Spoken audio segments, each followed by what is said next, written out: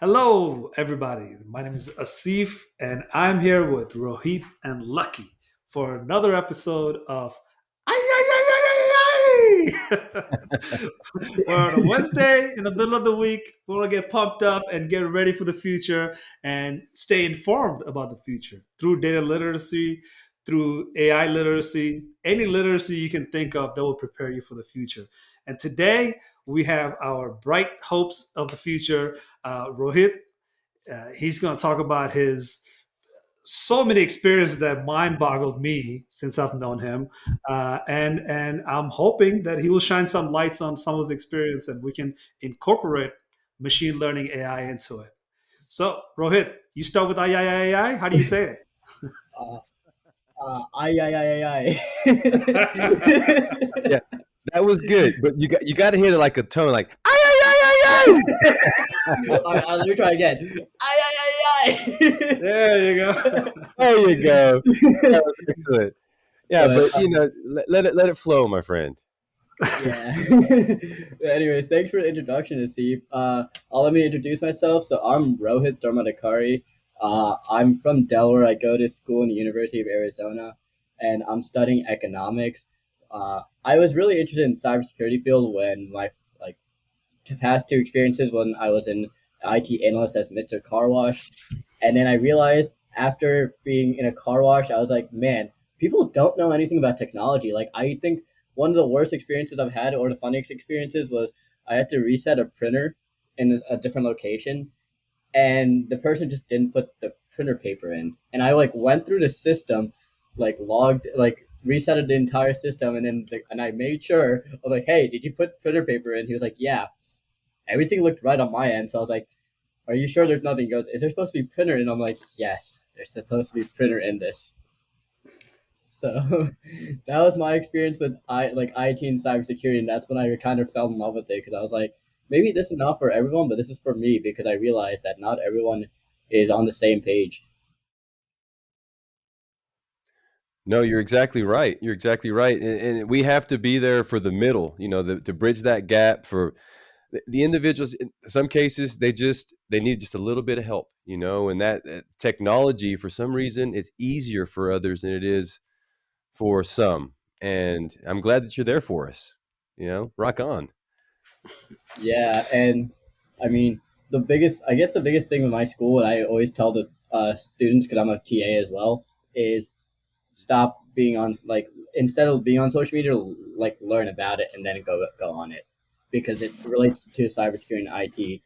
And some students like say thank you to me. Some students don't listen to me because I mean we're even born with phones, so it's can't really do anything about it. Yeah, it's the literacy's perspective, right? You go to school to get educated, or do you go to school to find a job, right? Two different ideas. So perspective matters. So when it comes to data literacy, it's like, is this data for me to steal, or is it data for me to use, right? Stealing data and using data is two different topics. But a lot of the corporation, a lot of the organizations, a lot of the individuals, well, we all have a different sort of perspective when it comes to how we approach anything in life, but especially with some of the technologies that we have. Because when we turn on TV, somebody of say, AARP age, 50 plus, right? They turn on TV. They don't think TV as an IoT device. They don't think TV Yeah. as a Internet of Things because they're using Netflix as they're watching TV. They're not thinking much of everything that's happening around them. Even though the surrounding is changing, they're not thinking Netflix as an IoT. They don't think a fridge as an IoT, or they're not thinking the washer and dryer as being IoT. So they have a different perspective of it, right? So even as they're using this, they're not understanding it, right? And there's a bridge between using and understanding, because once you understand something, you have better trust in it. And that's what we try to do in this podcast, where we try to build a bridge of trust between the users and developers, right? Um, Many layers of developers, many level of users. But if we can bring that user experience and understanding of that experience, combine that together, maybe bring that a bridge a little bit closer, we build more trust in it, right? And of course, me being an AI advocate, my biggest fear, not that AI will go rogue and AI will do all the crazy things like Will Smith and robots and fighting each other. Not going to happen, not in my opinion. But in my opinion, the fearful thoughts that I have, which is to say, if you develop an AI and there's no trust behind it, it will not be utilized as much as it should be because it's enabled to scale an AI and able to sustain that AI for future usage. We'll have to develop a trust, and that trust is very important. Yeah, like you mentioned somebody on social media uses social media but doesn't understand social media.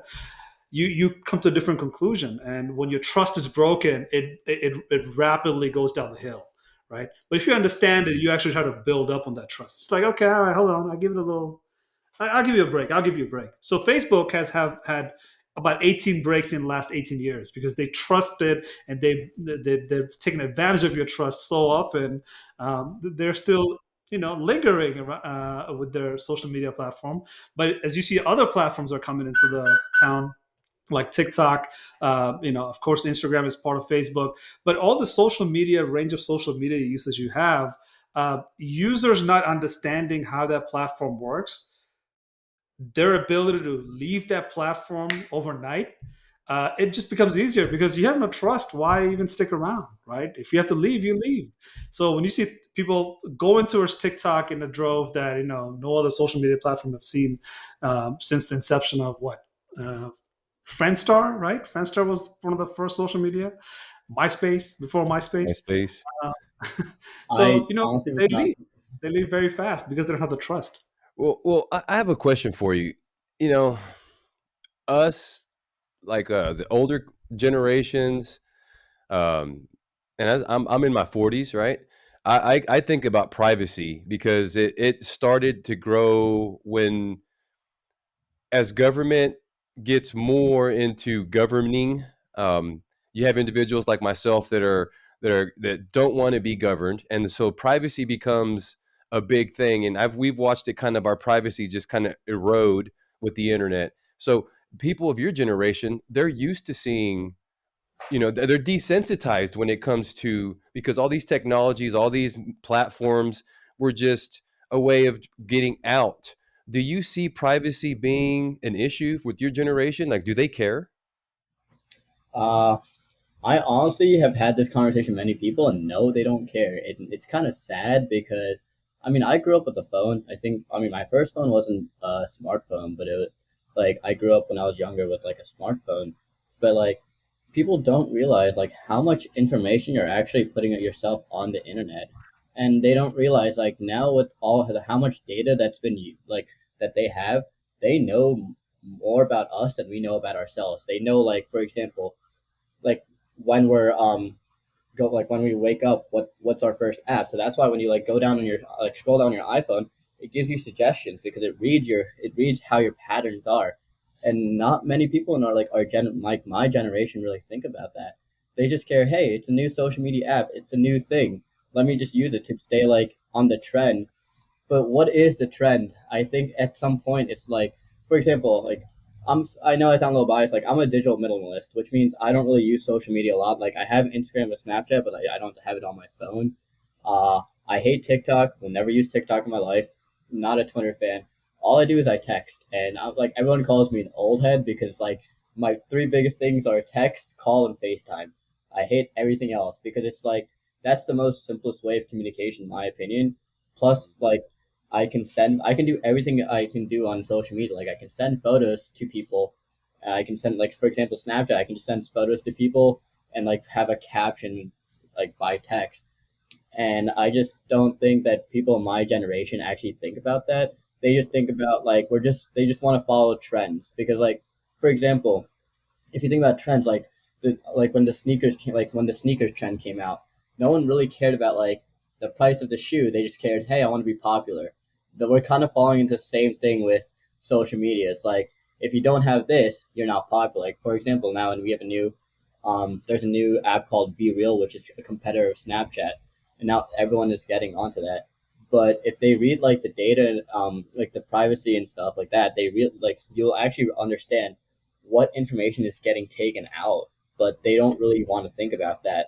and it's really sad because at some point it's gonna turn against us, and that's why like I don't have TikTok because I don't really trust a lot of like the stuff like I read the terms and conditions and I just didn't really like Yeah, their terms and conditions. yeah, yeah. The terms and conditions are scary if you actually sit there and read. Oh my Yeah, gosh!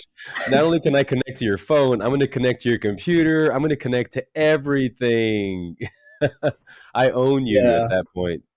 Yeah, I feel the same way about Zoom. As if thinks that we joke because our platform has struggled because of me. Zoom is an open platform; it works great for many, but for me, I'm anti Zoom, and we had to use it last week. But there's some technologies that you already know how they work, and you already understand the how vulnerable they put you, and so you have an utterance for you. Like, all right, I'm not going to have it. I already know that I'm not going to allow that type of service or application around me because I already know at one point I'm opening myself up, and if you're concerned, then great. Some people don't care at all whatsoever. So it's refreshing to hear someone from your generation's actually concerned about their privacy because I really see, it's just desensitizing. People don't know, and not I'm not going to get into religion or anything like that, but there's a way that you can kind of feed people information and they think it's the norm. And as you get raised in this technology world, people don't understand that the norm is maybe something that could be, taking their rights, their privacy, taking their information without them even knowing, and they don't care, and say people out there just aren't aware. and when you talk Yeah. about like the news, do you mean like, for example, with the new like social media outlets, you can like post like news that may not be true, and I've seen this all over. Like I've seen this more on TikTok and Twitter than anything else. But like they're posting their opinions, but they make it sound like it's a news, so people actually agree with So that. And I sad. That's a Or sad bots. statistics that we just came up with, right? That now instead of Google search, people are searching in TikTok, and 1 out of 4, excuse me, 1 out of 5 things that people are searching has false information in it, right? So it's a very condensed amount of information for a user that's on the phone, and they see maybe 10 articles if they search on TikTok, and out of 10, if there's 2 false or 8 false, it's going to be a sad state of affair because what we talked about before TikTok, we said we were already divided as far as information goes because you hear people from the other side, right? And he said like, what? Like, I don't understand that. Like, whatever you understand, I'm not understanding that at all. Like, I can have communication with you and hi, hello, but after that, our dialogue doesn't really go far because the rest of it I don't understand, even though we're speaking the same language, right?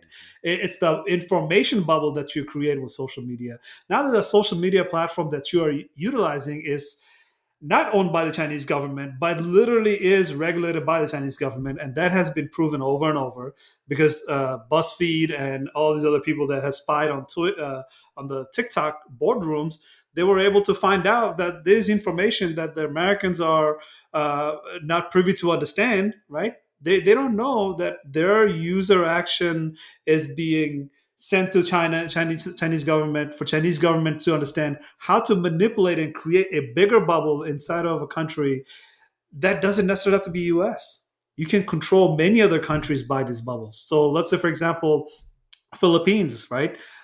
Philippines have this island nationality mentality where their bubbles are vicious. So when you look at the division between people in the U.S. and the 50 different states, you can only imagine in a smaller island nation what could happen when you have divisive information splitting the national and the communities apart with two different sets of ideas. So they're communicating using the same language, but they're over talking to each other because the bubble is so different. right?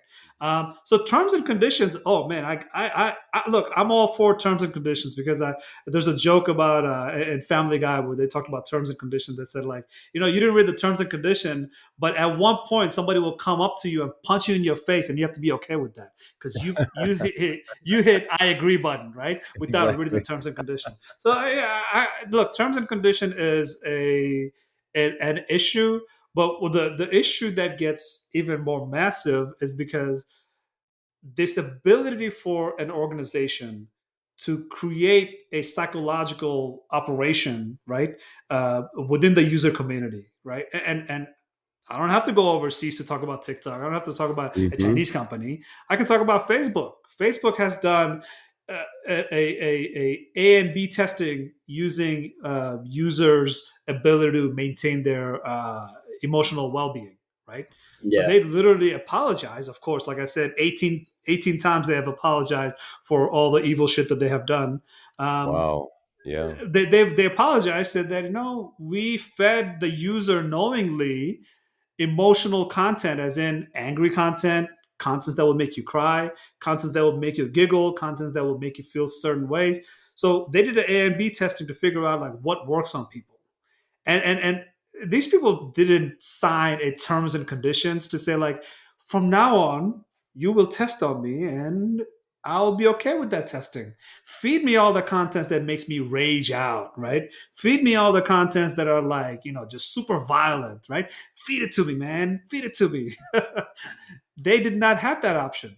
Facebook did it on their own. They pick and choose people and they fed them the content over and over. And just to see how they react, just to see how long Facebook can continue with this kind of research, messing with people's ability to make decisions, right? Um, with all that being said, I just want to point out the fact that these are powerful tools that are being utilized uh, uh, against a community or against individuals. But it could be also on the other side that you use this tool to be more powerful, right? So those are powerful tools that are just not like, oh, he owns it, she owns it, or they own it, right? If you use this tool, that means you also have part ownership to it because now you can use those tools to empower yourself. Hmm. How do you go about it requires some self discipline, I would say, because, like you said, Rohit, you don't use a lot of the social media platform. Even though you're a user, you stay away from it. You do the abstinence, right? You stay away from the social media until you need to use it here and there, right? But don't get bogged down by it on a daily basis. You have the power over it, but you have to use those power in order to empower yourself, not empower somebody else, right? Um, and artificial intelligence and machine learning. This is a podcast about AI and machine learning. These are crucial importance of understanding, right? If we were to develop an AI product, if we were to develop any sort of machine learning tools that are powerful, that we as an organization can utilize, but the users don't understand it, don't see it, or don't feel comfortable with it, or have these misperceptions or good information that is, pretty much evil, right? They will not trust your AI product. They will not trust your machine learning product, right? Yeah. It could cause an organizational issues because whatever trust you have built so far, and all of a sudden you have this machine learning platform that's taking away that trust. Do you really want to invest all the money into it, right? Yeah. A lot of questions here, not a whole lot of answer, but I do want to point out the fact is these are powerful tools for people to use, and if people use it to empower themselves, great. Otherwise, they're just being used, right? If you're in a freemium, you are the product. You're not Yeah. using the product. If you're Hmm. in the freemium market and using the freemium apps, you are the product. They're just researching on you. They're using your data. They're using you in many ways to embolden their databases. And speaking of databases, there, we mentioned this several times. The depending on what you're trying to build, the algorithm or the machine learning or the AI you're trying to build, it's all depends on the data. You're what you're trying to build is only going to be good as the data. Garbage in, garbage out. So, kind of on that note, you there's ways of collecting data, and I think you've had some experience on special data collections, and I think everyone would like to know more about some of the things you've done in the past with like data collections like vitals and things like that. What type of experience do you have? I know you had something interesting we talked about earlier. Can you give us some background on how that works and what you did in the past? Uh, Yeah. So, if you're talking about the biotech health one, yes, yes. so basically, what the product was, it's called a biostabilizer, and it's basically implemented into your back, and they're able to see what in your back goes is wrong. So how they do that is they basically data, like they run a bunch of experiments, which is kind of like data, and then they filter it out, and they say, okay, I'm not too familiar with the anatomy of like your back. So like for example, if the vertebrae is like an L5 or like an L4, like L6, oh yeah, L4, right? Yeah. yeah.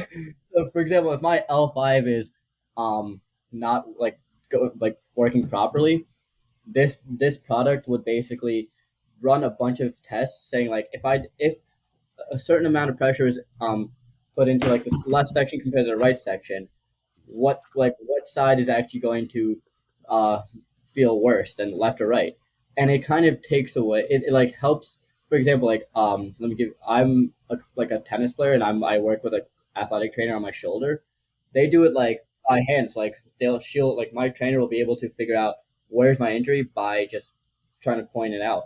But this product is removes the need of that person and just goes through a bunch of data and a bunch of experiments to see what is going wrong.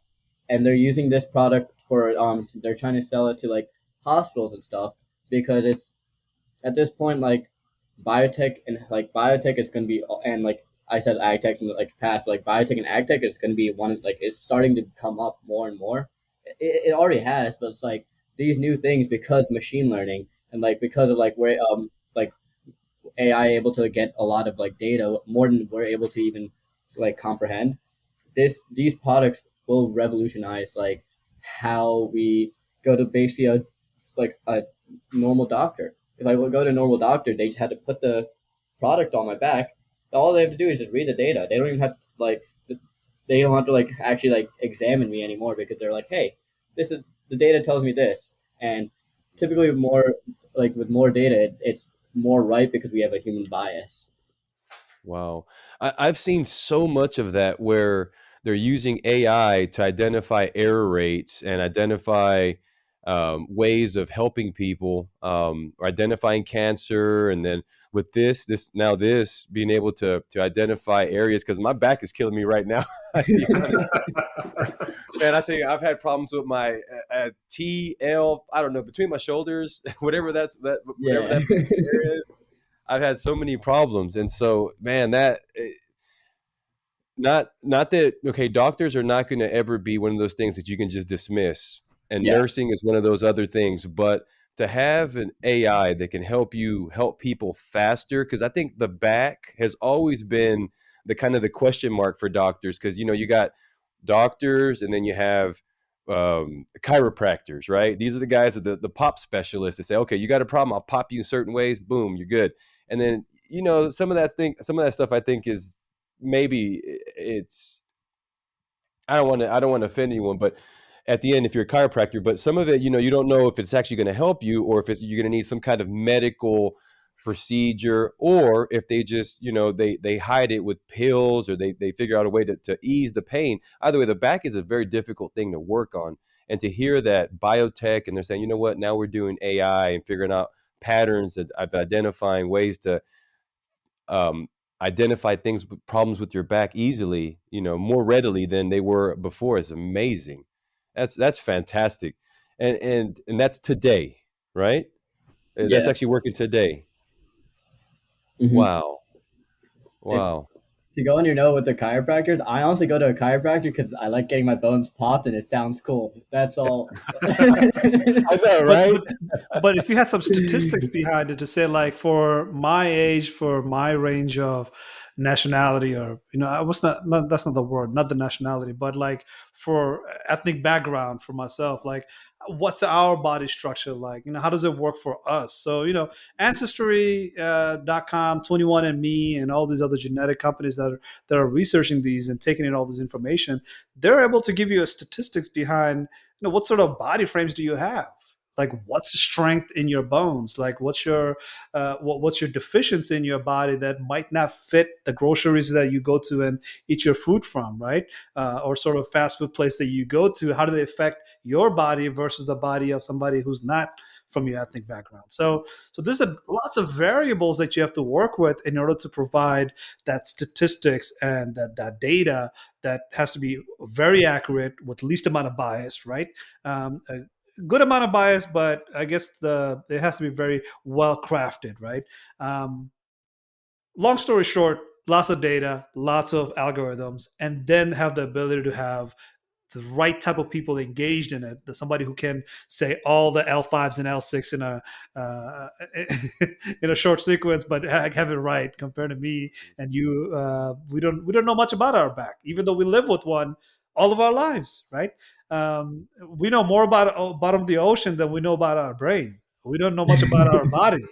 We know Yeah. more about places under the ocean that we have never been to, but we live with a body and we know very little about it. And one of the things that will build trust in technology and medical treatment is that having that statistics of saying like, okay, for Mhm. for your particular DNA and ethical. Oh my God, I cannot talk today. Sorry. Ethnic background. These are the sort of things you have. Yeah. These are the sort of Yeah. things you have to be aware of. Now, in general, you have these sort of deficiencies, or this is the sort of things that are strong in your body that you might not need to take vitamin D, because vitamin D is not lacking in your body like some of the Yeah.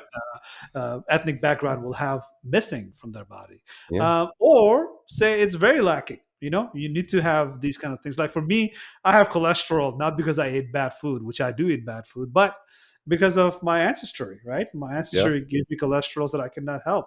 I've had bad cholesterol since I was 21 years old. um, so I'm ranting on about all these topics here is because it builds a trust again, right?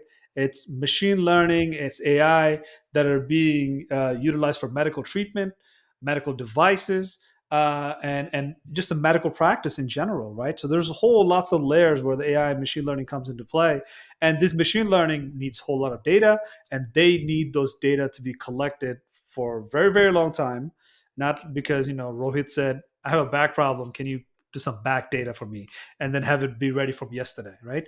We have to Yeah. have a long-term data collection about a human body, specifically on the back, and sort of like have those break down. Like, what sort of bone structure do you have? How does that impact your back, right? I think one of the guests that came in, they literally said by researching your spine, they're able to understand what sort of disease you're prone to have, not today, but 10 years from now.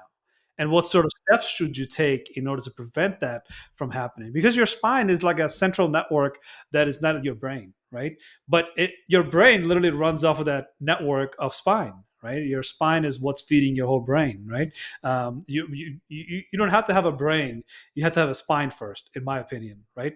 Because whatever the growth of a brain that comes from a spine is the type of brain you will have, because your spine is what's feeding all the information of the brain. The brain is a data center. Rest of it is what's actually real, right? Yeah. Um, so with machine learning and artificial intelligence, we see some things that are just upfront, which is that give me that device that works in machine learning and AI and has that backing of machine learning data that is well, mm, uh, well structured, or sanitized very well, or Mhm. has a good professional subject matter expertise that are helping with the biases and data to capture what's happening in the device.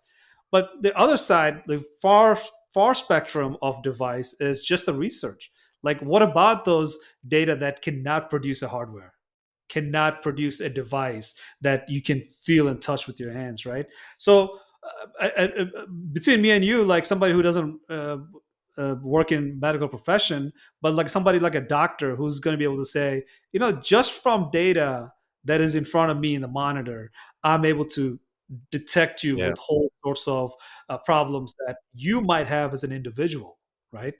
Because there's no device that you need, but you have a human that's able to just look through the data and say, yeah, comparing to like, say for example, for the babies, they have this percentage, right?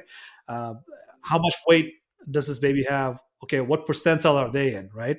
It could be up to 30 percentile, 50 percentile. If you're in a 50 percentile with your age group, you're fine. But if you're under 30 or 20, we should be worried about it. But now imagine there's another age group that is not national age group, right? That's like a ethnic age group that will say, yeah, that 20%, that's a national average. This is not 20% in this ethnic group. This is about 70, right? So this kind of information that it does not require a device, but requires a statistics and a lot of data collection, I think it is super important. And what's happening today is that we are getting closer and closer to use this data very fast and rapidly and come up with a conclusion and a decision or a treatment much faster. Um, it's kind of scary for a lot of people because Yeah. people don't understand, how can I trust what's being said to me by Hmm. somebody who knows this data very well, who researches very well, because I don't understand how an AI or machine learning works. Because the AI machine learning that I know of is a Terminator and Arnold Schwarzenegger, Yeah. right? So there's a trust missing because they use medical facilities and medical treatment or medical services a lot, but they don't understand it. I mean, that's just medical without AI. Now that you have medical and AI machine learning coming together, holy crap! Right? Like, Well, it's one of those how do things. you It's one trust of it? those.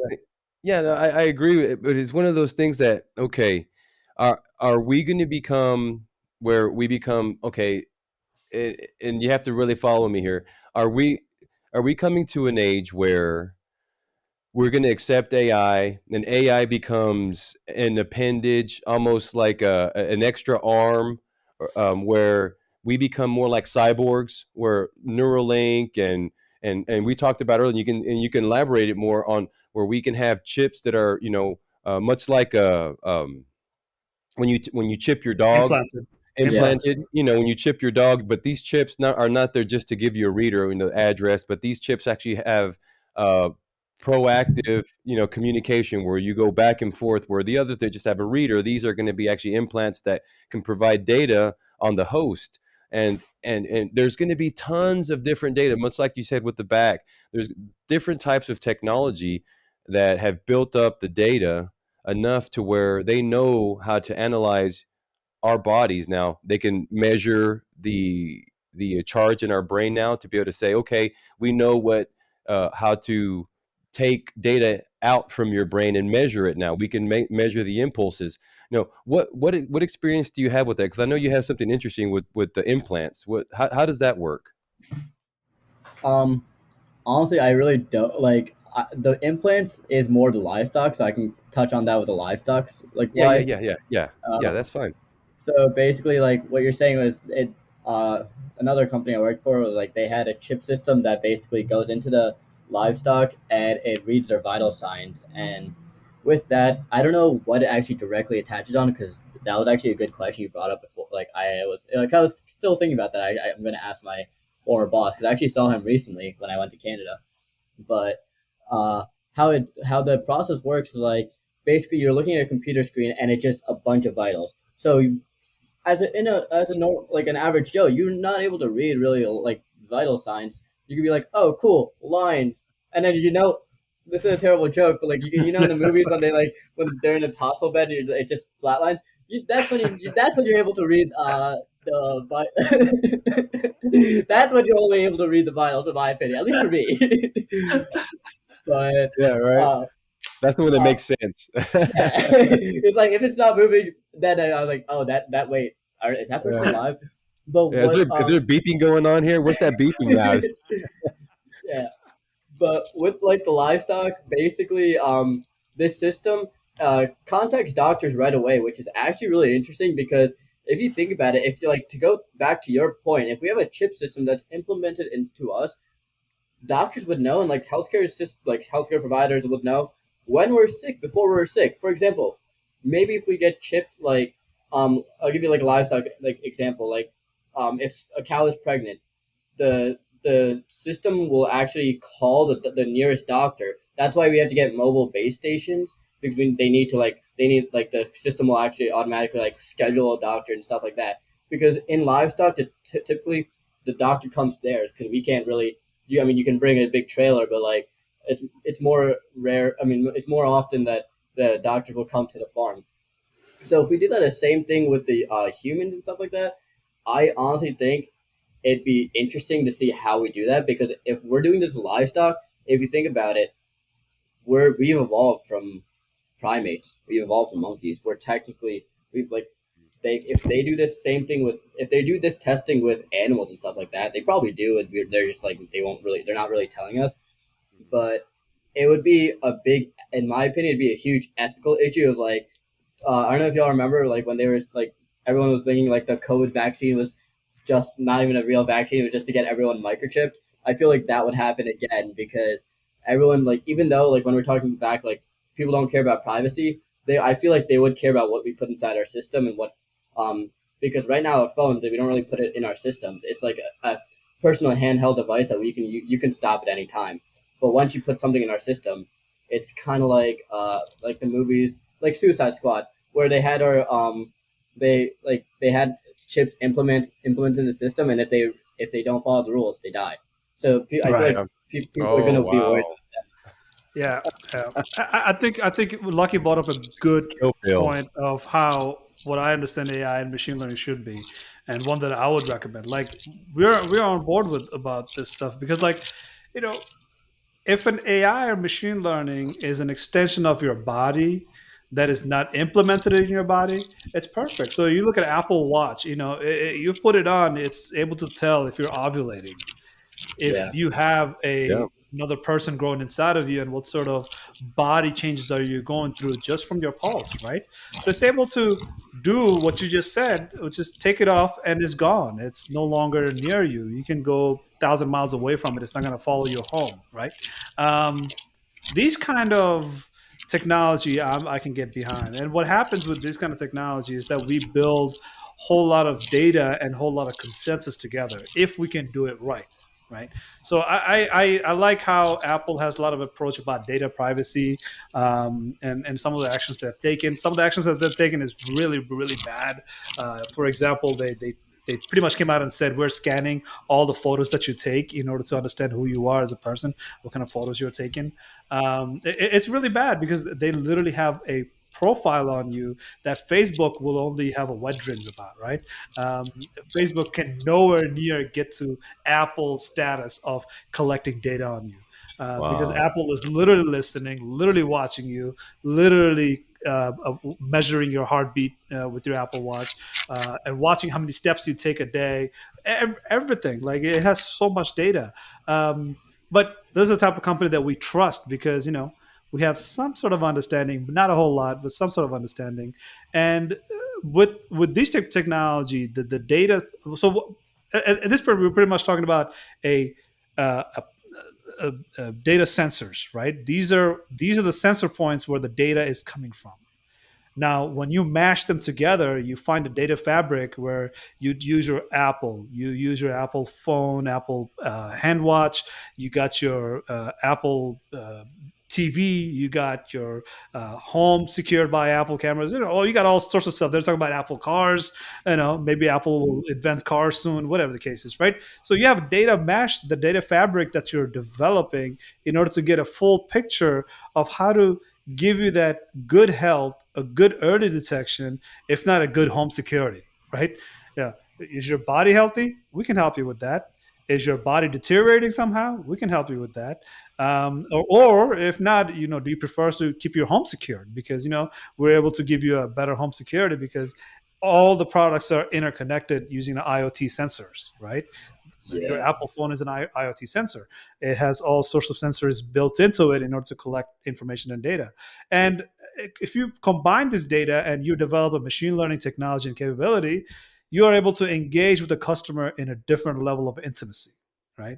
Hmm. Different level of trust that you build with that. And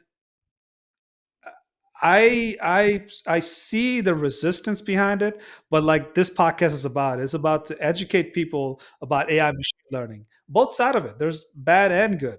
But the bad is bad as long as you don't understand what that bad is. Just like you understand good, so you trust it, right? But if you don't understand bad, you will always hate bad. Yeah. I just want to throw that out there because, like, Lucky, you said if it's an extension of your body, you have to build it as an extension of your body.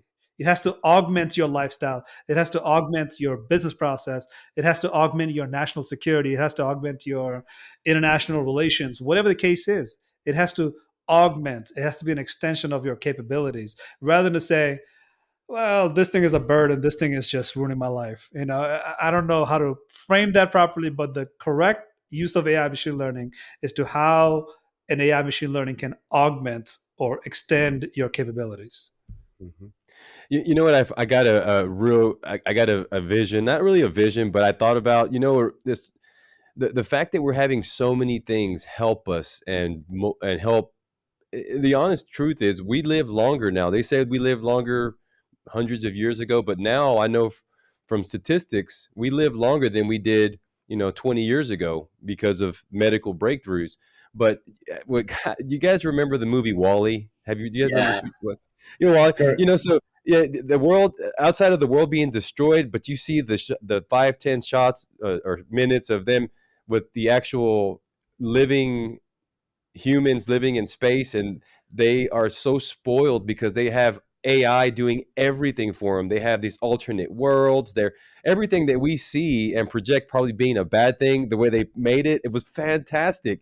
And at the end, we end up being these gelatin balls of just human flesh that are in a chair that all we do is just live in an alternate augmented reality because our real world has been destroyed. But getting to the point is that we can get to the point where we either the AI runs us, or we just become submissive to the AI, or the AI is part of us and we control the Right. AI. And who knows the direction? But to me, for the young generation, is to be able to mold that AI and keep that, where it becomes not we don't become subservient to AI, except for it helps us become a better humanoid version of ourselves. And I don't know what that is, if we're cyborg or if we're not, but I would hate to see a future where we just are just like the cattle and we're being driven around, led around by AI, and that would be scary. Yeah. But that alien spaceship, or not the spaceship, but the air spacecraft that they had in Wally was pretty Yeah, amazing. I gotta say, it's an amazing vehicle that they've built to be floating around in space. Uh, yeah, To add on that, well, I have two things. Actually, I kind of lost my first one, but but if you think about like the metaverse, that's kind of the way we're kind of going right now. If you think about it, I know it's like a long shot. Everyone's saying the metaverse. It's like, what the hell is a metaverse? But like, you can buy property there. You can go like one thing I recently saw this on YouTube recently. Like people are smoking cigs and buying cigs off the metaverse, and just like playing pool and hanging out with people, and like it's basically you just put on goggles and then you escape the reality. Like, and I yeah. like last year, I walked my friend back to his house, and his roommate was like in his room, right? I tried having a conversation. And I was like, "Hey, this guy's not feeling well. Can you please take care of him?" This guy is in the metaverse, like pretend I have a goggles. He's like listening to me and playing, and I'm like, "This is the people like that's what we're gonna turn into if they don't know Yes. what the hell is happening around them." Like this entire like, I honestly think we're part cyborg, even if we're not. Like we don't have anything really embedded in me, but like if you ask this question, for me, it's good. Like for my generation, to be very different. How long can you be without your phone? If you can't be like there are people with that can't be with their phone like for Yep. almost like 10, 15 minutes. Yep. If you think about that, like a definition of like a cyborg is like, yeah, you have like artificial intelligence in like engraved into your system, but if you can't be with your like mobile device for like 10 to 15 minutes, can't you be technically part cyber because you're so used to like having Mm-hmm. something around you, and it's like it basically like I would say, Mm-hmm. if you guys are interested in this book, by the way, there's this book called The Age of Dopamine, like Age of Dopamine, and this quote hits me. Like, so, basically, I'm a preceptor for like an discussion class, and and one of the quotes like hit me. The quote was, when like people are bored, we're on our phones." Because if you think about it, like at least my generation, like whenever there's nothing to do, like I'll hang out with my friends, and we have no conversation or anything. What do? They look at their phones. They could just do anything on their phones, but like they're so invested. That's like their third life. Like I remember what was the game from The Office where Dwight was playing? It's like Second Life or something. That's our phone. Like, there's so many apps where you could just basically do that, and it's at some point it's like, when is Wow. enough enough? That Um, that's a, that's a, that's like a sub layer of consciousness that wasn't there before, and it's kind of like ignorance is bliss. It doesn't matter because as long as we're just zoned out, that's another level of consciousness, and they don't care if they're lost because ignorance is bliss, and a lot of people live that way, and that's scary, but it's very true. And I'm sorry, I didn't mean to um, interrupt you, Asif. no, no, no. I'm fascinated by this conversation because we're not really talking about technology here so much. We're talking about more of the principles and ethics and this morality behind what it is like to be a human and how do you value human capacities and human lives and all sorts of ways I'm going about this conversation.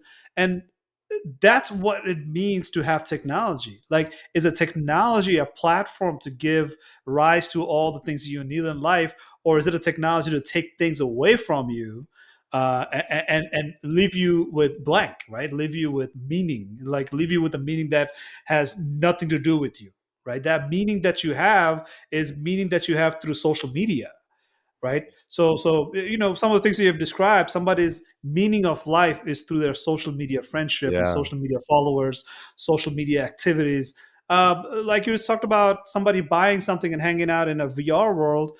They're talking about buying outfit, right? You can buy your Nike for your avatar. You can buy your Nike shoes for your avatar, and then use that avatar to go into cool places where people will see, oh, you're wearing Nike. Well, I beat you to the punch, brother, because I got something fancier than Nike. And these are all avatars. Somebody literally wrote a code on how to put a logo on a shoe, right? These are not even being made in child labor facilities over factories over in Oh Vietnam or something wow. like that, right?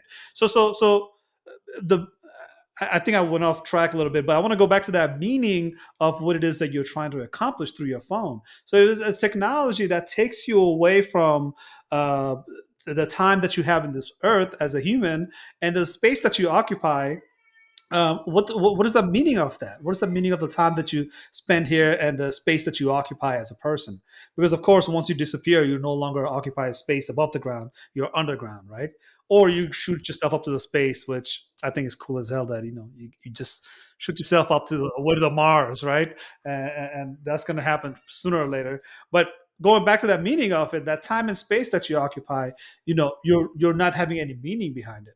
Now, I want to get to the positive of everything I just said negatively, right? Space and time that you occupy in this real world. In my office, I don't have access to so many other places that I can be right now physically. But through virtual reality or AR, the augmented reality, I can actually visit those places without really leaving my house, right? So the space and time still continues here, but I'm utilizing the space and time much more meaningfully. As in, I'm able to engage to take more into my the meaning of whatever it is that space and time provides me, right? So the meaning could be that I'm in social media buying shoes, or I'm in VR world having conversation with people that are like you guys, right? This is me in a space and time that I'm in the office. I'm having a conversation with Rohit about something very meaningful and something very productive, right? Helps me through my life, if not today, definitely tomorrow, right? Um, I'm trying to spin it to the positive with the VR, with all this other technology, but it's about how you use the technology rather than technology itself is the bad one, right? And then this technology has another side to it, which is the data, right? So we didn't build technologies for the sake of technology. We built the technology in order to feed data into it and have the data come out of it, right? It's a feedback loop, right? We don't create, the engineers love talking about feedback loop, right? Engineers will never create something that has half a feedback. It has to have a feedback loop. Whatever goes in must come out, right? So everything in this universe has a feedback loop. So if you develop a technology that has a feedback loop to it and the data is going in, data has to come out. Yeah. So you have a control as a technology user to put that data out. How do you do it? It's up to you, right? A lot of people are doing technology, the advancing of technology by sharing knowledge. through technology, right? So we're developing more technology using old technology, and we will continue using this technology just like we have for thousands of years. Um, Speaking of a book, I just want to throw this out there: 21 Rules to Live By in 21st Century by Yuval Noah Harari, right? Anything you read from Yuval Noah Harari will blow you away. But these podcasts, literally everything we're talking about is literally described in 21 Rules to Live By in 21st Century. Nice. Um, we talked about sensors that are able to read our body. What's it Vitals. called? Our Vitals. vitals. Yeah. Our vitals. We're talking about technologies that are helping us to communicate. So all these things have space and time built into it. How do you occupy that space and how do you use that time has to have some meaning behind it. And I just want to end with the last piece of it. This is the most important part of it. Rohit, and all the key use cases that you provided and all the use cases that I can think of, it all comes down to a decision to make it meaningful or not. How do you make it meaningful is a decision process that you have to go through, right? So when I advocate for AI machine learning, what I'm actually advocating is for decision science, right? Decision science has been around for 50 some years in academic world, but of course, as a human being, we're a subject matter expert in making decisions because that's all we have done all our lives, right? Lucky knows this. I've mentioned it many, many times. If you calculate how many decisions you make a day, you make about 31,000 decisions a day. Yeah. So if you're not a subject matter expert in decision making, nobody is because you've made so many decisions all your life already, right? Every 24 hours, you make average of 31,000 decisions. So decisions to make it meaningful or not to make it meaningful, it's not up to technology. It's up to the person who's utilizing that technology, right? To make it meaningful, you have to have a decision. And I think one of the things that I mentioned earlier about a bubble that we create with social media, it's what is deteriorating right now is our capability of making those decisions. It's deteriorating our decision making capabilities to a point that we no longer have the control over the decisions we make because somebody else is creating those decision making capabilities for us. We are still making decisions. Don't get me wrong. Just because you're on social media and you commit a crime, you do not get punished because social media made you do it, right? Social media doesn't go to prison. You do. So you still have the decision making capability. It's just that somebody else is controlling your decision making capability, right? And again, Yuval Noah Harari describes it far better than I can, but you don't have a hour to listen to Yuval Noah Harari. It's longer than that. So within an hour, within 10 minutes, I'll try to explain it to my best capabilities possible. Is that you as a human being, you have the decision making capability, but the meaning behind everything you do is coming from your decision making capabilities, right? Um, don't get me wrong, like that's not the only steps there, right? Just like an artificial intelligence that we're developing, which is mimicking our human brain, it has to go through a process of identifying, labeling, and making decisions. Yeah. Right. So I will get you a little bit deeper into the psychology of social media or all the things that they have researched in order to manipulate our decision making capability. Is not by targeting decisions, but rather targeting the labeling capabilities. Right. So if a system uses five senses, it will identify, it will label, and it will make a decision. And that decision, like I said, 31,000 times a day, gives you the awesome ability to be an adult predictability machine. Because more decisions you make, more predictability you can achieve, right? Um, but if social media is not targeting your decision making capability, it's targeting your labeling capability. It's telling you how to label what's cool and what's not, what's hot, what's not, what's something, what's not, right? Like what's awesome and what's not. So these labeling capabilities, it's what's being targeted, not your decision making capability. But through the labeling, you make decisions. And AI machine learning does exactly that. It gets really good at identifying using computer vision, computer sound, computer audios, and tactile senses, and taste and smell senses. Right? It gets really good at identifying, but it doesn't have a good reliable data to label it properly. So as it labels it, now it's able to train itself to make decisions by human reinforcement learning or human supervised learning. right? So these three steps that machine goes through, we do that since the day we were born. We just learn it over time because we've been given that opportunity to learn over time, right? But Yep. for an AI machine learning, people are like, no, you got to learn that by tomorrow because I don't have time to raise you for the next 100 days. We've only been given the budget for one day. Yeah. I'm just joking. But the point is, labeling is what's being targeted, and labeling is very important in machine learning, but it's also in our psyche for our ability to make decisions. And when people are targeting our ability to label, which is a language that we use to label things, we start labeling things wrong. We start labeling things poorly. Like you said, your friend that couldn't even talk because they're in VR, he's not able to communicate because he's not really labeling this as an importance, right? If he was able to label that as an importance, he would make a decision to put that VR down. Like, let me help this guy out who I live with. I might regret the decision of this gentleman here dying right in front of me while I was in the VR. Right? Decision making capability deteriorates because our labeling has a poor language behind it. Hmm. Or the consciousness, the human in the loop, didn't really care about his friend at that moment. He's like, yeah, I'm processing, but yeah, it's not a critical action at the moment. Yeah, I gotta Human in the finish loop. this mission first. Yeah, exactly. But But sorry, you want? oh, no, go ahead. Go ahead. Oh, I mean, I was gonna say like just to end the note, like when we're talking about AIs and like social media and stuff. I think one of the biggest problems is how you were raised. Because like for example, like I know like my parents like we don't really talk about social media like our like my family friends. Like that's how like one time my parents took away my phone for like 5 6 months, and I realized the importance of like, hey, maybe I don't need to be on my phone that much. So like I average like two and a half 3 hours. But like it's I've seen people where like we were actually having this conversation yesterday where like um like parents are so like used to their phone like the phone that they it translates to their kids. Like for example, like if I'm having a conversation with Steven, he's my dad, and I'm just trying to have a conversation. What if he's on my phone? He's like, cool, cool. Then when you get older, you're like, oh, my parents can, like my parents do that. Why can't I? If they're successful and they're doing that, and they're always on their phone, not really listening, why can't I do this? And it's like kind of the psychology we're in right now. It's like because if Hmm. like we are always like how we are is how our parents were. And just to end like one more note, one thing I actually found interesting recently was so a lot of this like companies bring in psychologists.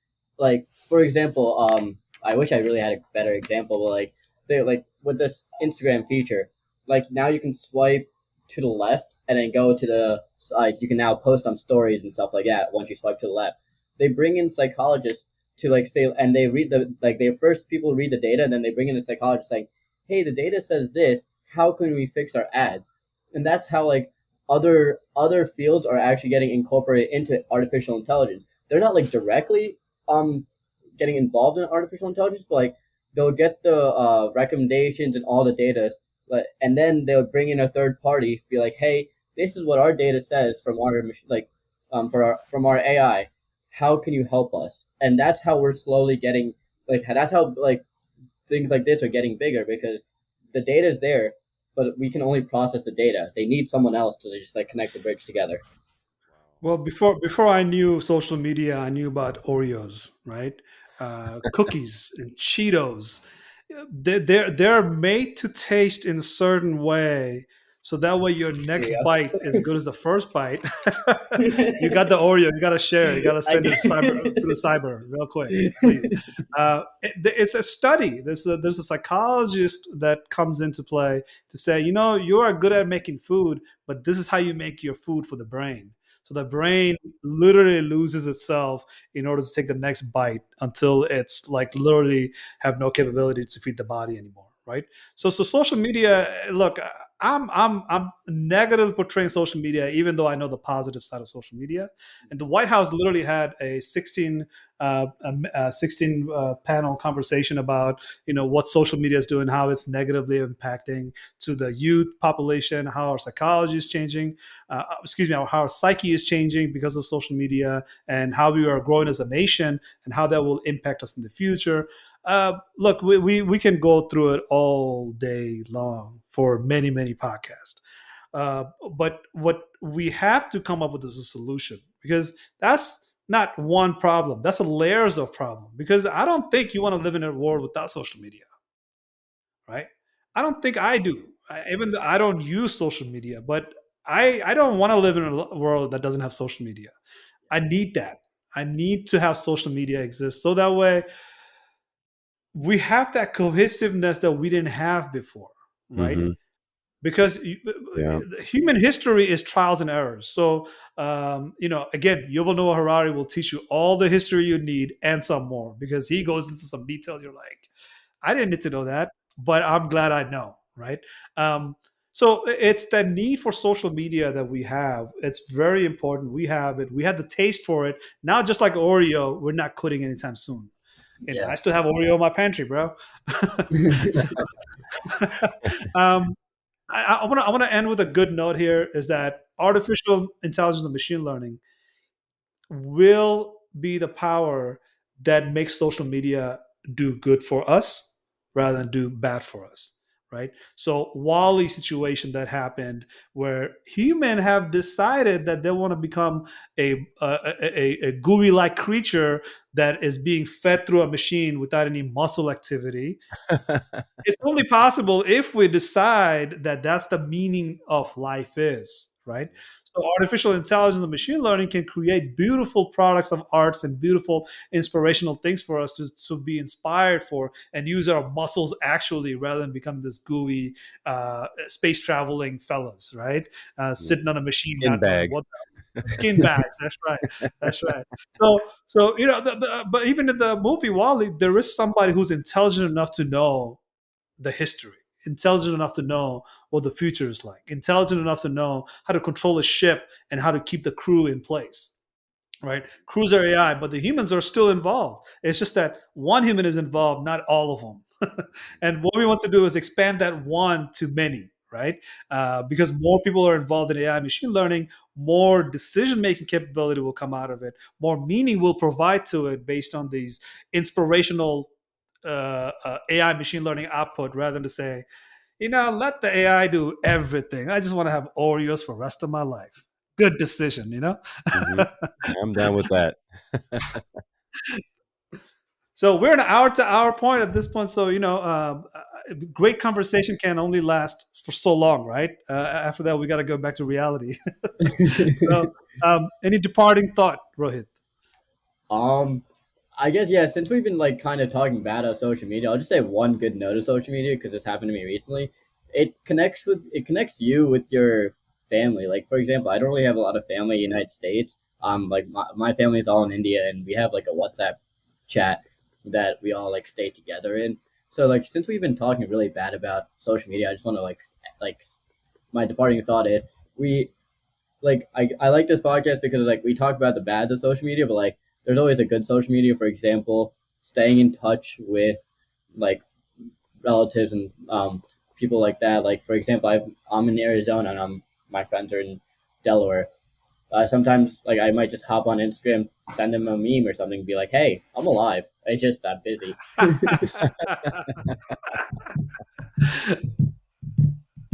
Yeah. yeah, That's fantastic. And you bring up a good point. Back in the day, and I'll keep it short. We were all decentralized before we had computers and everything was internet connected. It was we were all disconnected, and um, we would all have our ideas, but at the end of the day, we didn't know what they were. We just kind of kept them to ourselves. Now with the internet, it's become suggestive now that we all move in herds. Now we're all connected. We're all linked in, and if that's a good thing, great. And if it's a bad thing, who knows? But it comes down to this thing that everyone, and I compare it to what they say, an old saying, and I think Denzel Washington said it. He said it, and that's the only reason I remember it is and he's talking about the news, but you can relate it to social media where if you're don't listen to the news, you're not informed, and if you listen to the news, you're misinformed. And that really applies to social media now because it's like it's not what the truth is, it's just who provides the information first, and that really can convolute and create issues. So who knows how it's going to end up, but at the end of the day, you're right, social media does bring us together. I get messages from my mom every single day: son, I love you. you know She could call me, but now I get it in a text, and we go through about four text messages between us every morning, and that's just enough to say, hey, get that heartbeat, I love you.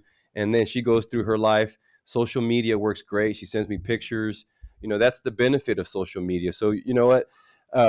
I want to thank you for being on our show today. You're a great representative of technology, and I'm really, really excited about seeing someone like you being able, or at least on the helm, being able to help the generation understand what this new technologies are going to be. And thank you for being on our podcast today. You're Yeah, thank you for fantastic inviting representative. me. Yeah, thank you.